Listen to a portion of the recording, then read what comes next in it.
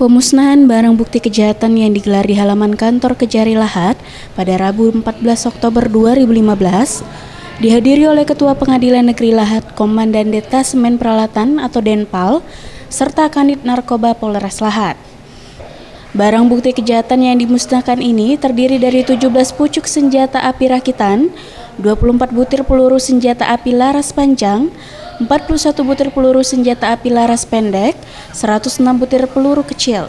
Barang bukti narkoba terdiri atas 118,101 gram ganja, 22,92 gram metafetamin, serta 14.886 gram MDMA atau ekstasi.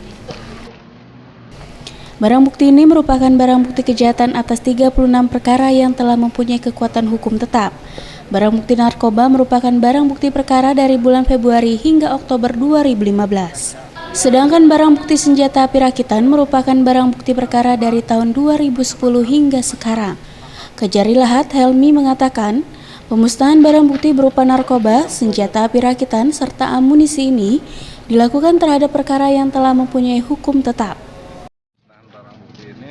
Mulai dari penyidangan perkara Februari 2015 sampai dengan periode Oktober 2015 ya.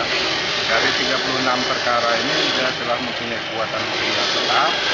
Kemudian terdiri daripada narkoba. Narkoba itu ada yang ganja, ada yang metafetamin.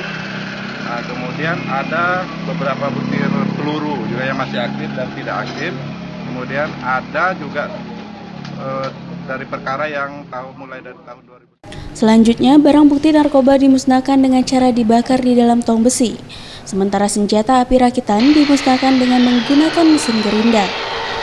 Zulfikri, Sriwijaya TV.